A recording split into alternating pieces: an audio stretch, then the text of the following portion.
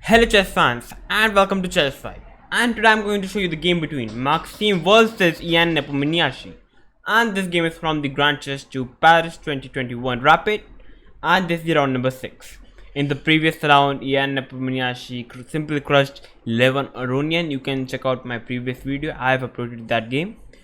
So let's check it out. This game, what happened in this game against Maxime versus Ian Nepomniachtchi.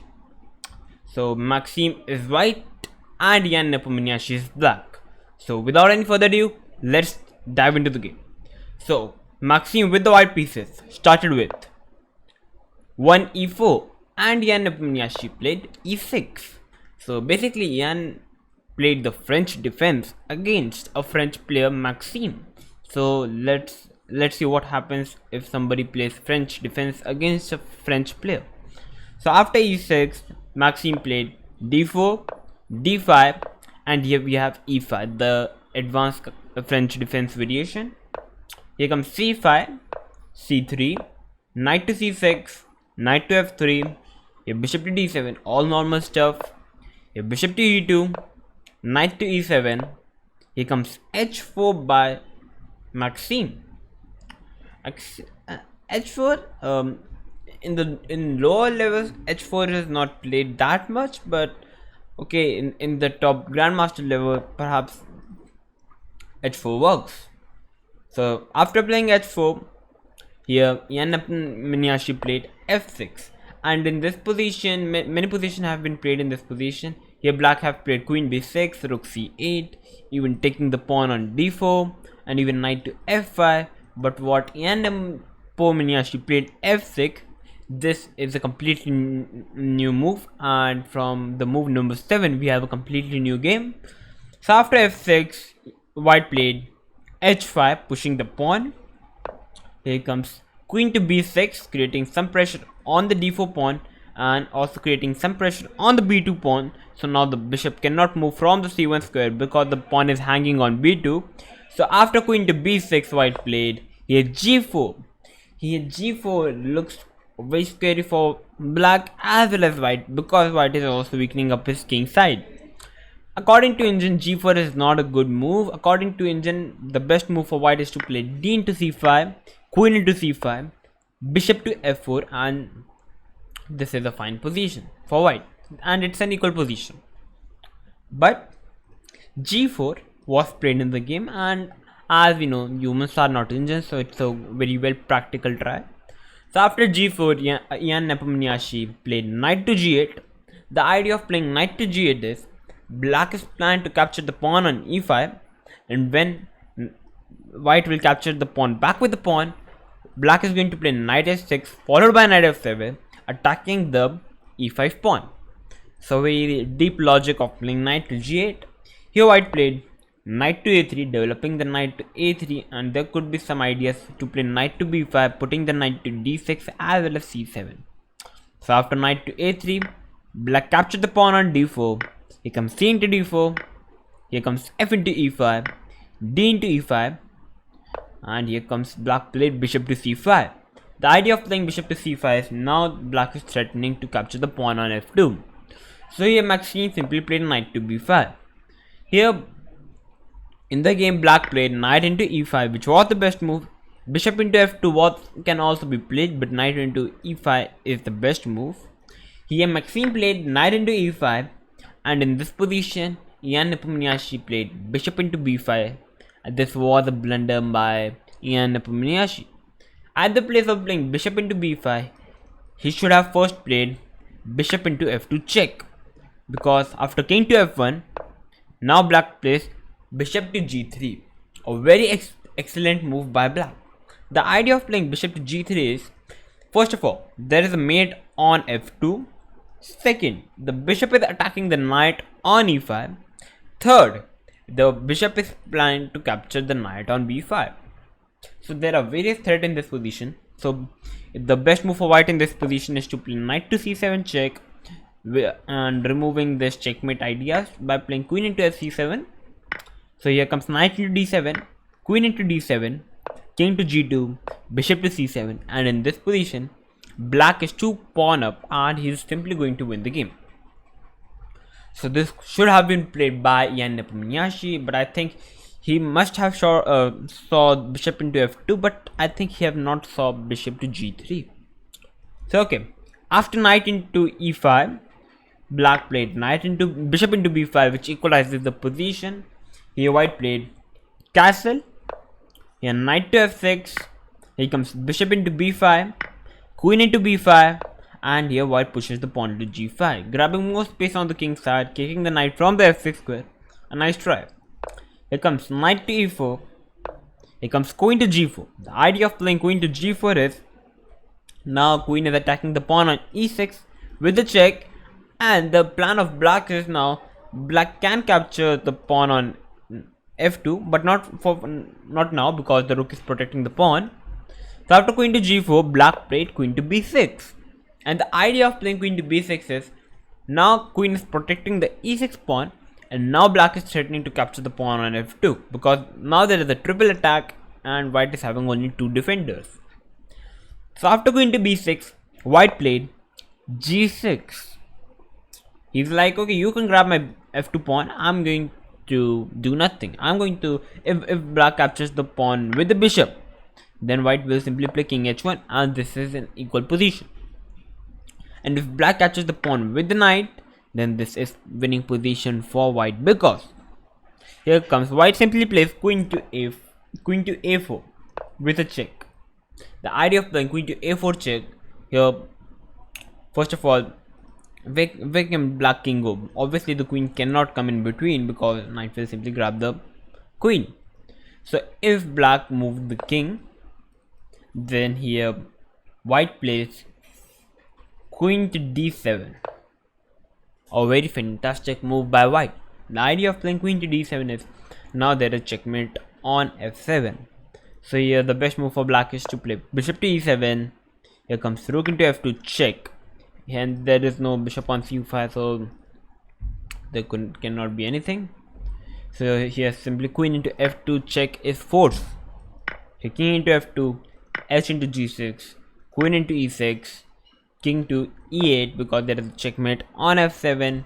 Here comes king to g2, and this is a maiden. This is a maiden 3.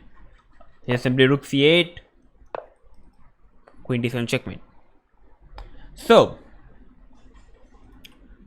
after move number g6, that's why in this position black decided to long castle, removing this king from the king side because there could be some heavy attacks by white pawns. So here white simply played bishop to f4, developing the piece and having a very nice diagonal, and this is an equal position. And here black simply captures the g6 pawn, and here white plays rook to c1, pinning up the bishop on c5, and there could be some ideas by playing knight to d3, perhaps bishop to e3, and even play b4 in the future as the bishop is pinned on c5. So if black simply captures the h5 pawn in this position, attacking the queen on g4, so white plays queen to g6. Here comes rook to f8. Here comes the bishop goes back to h2 because the rook is attacking the bishop on f4. Here comes rook to f6, attacking the queen on g6, queen into g7, rook into f2 by Ian Nepomniachtchi. So what was the natural move in this position? Obviously, black is doing 4 attacks on the king, and capturing the pawn on f2 is the most natural move in this position.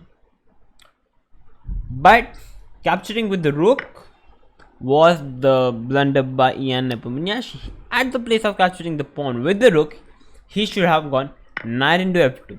And after knight into f2, the best move for white in this position is to move the king. Here comes knight to e4, rook into f6. All of those who have thinking rook into f6 looks the best because after knight into f6, queen can capture the knight. But the best move in this position is to play knight to d3. And the idea of playing knight to d3 is now white is planned to capture the bishop on c5. And after rook into f1, king into f1, this is an equal position. But all those who have thought what after rook into f6, then this is a blunder by white because now black is simply going to win the game by playing queen into b2 with a check, and here comes king to h3 because king cannot come into this file because queen will simply capture the rook, and still black captures the rook.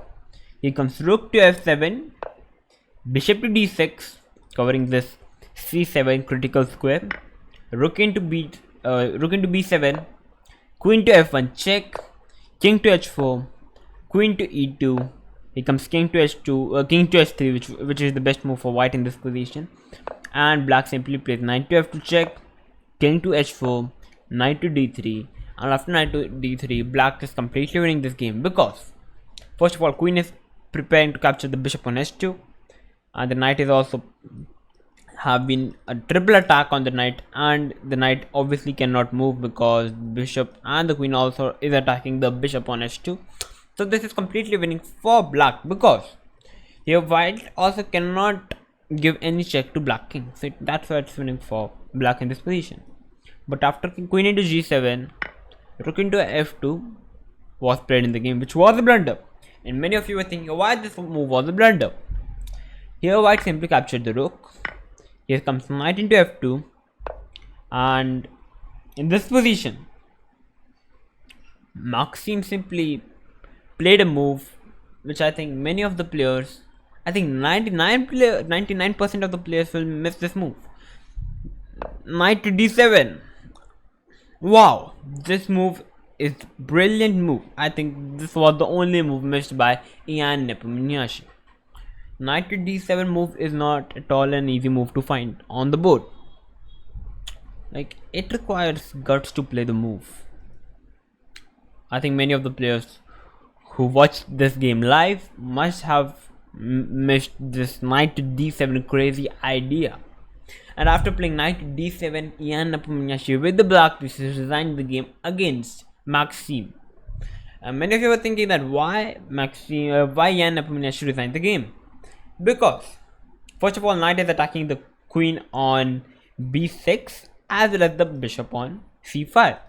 So the best move for black is to capture the knight with the rook, which looks the obvious move.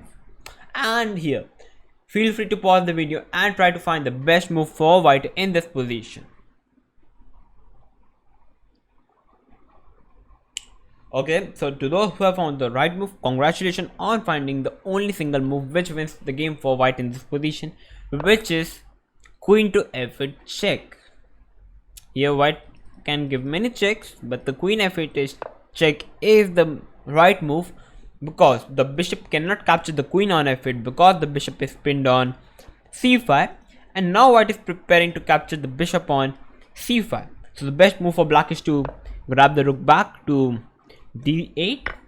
Here comes rook into c5 with a check. Here if king tries to move to d7, then simply queen f7 is checkmate. That's why black is forced to give up the queen for the rook, and after queen into c5 check, king to d7, king into f2, white is just a queen up and he's just going to win the game. So I think the best move in this position, which was played in the game, is knight to d7. Knight to d7 is a brilliant move. Knight to d7 move is the only move which wins for white in this position, and this move is just a phenomenal move. I think many of the players would have missed this move. If you found this move while watching the game, I think you are a GM, and if you are not, then you should be. So guys, if you like this game, then please like to my video. If you are new to my channel, then please subscribe to my channel. I will come up with these new videos for you. Thank you for watching, and bye bye.